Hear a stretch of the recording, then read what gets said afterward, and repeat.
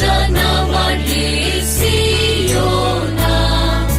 जय जय जय जय जय जय जय जय जय पुत्र दाविदाच्या.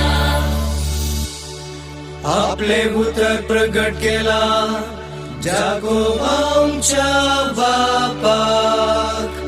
निर्णय आणि स्वरूपादेश इस्रायली कळल्यात.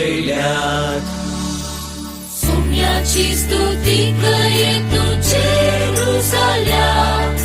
देवा तुझ्या नावाने सियोना.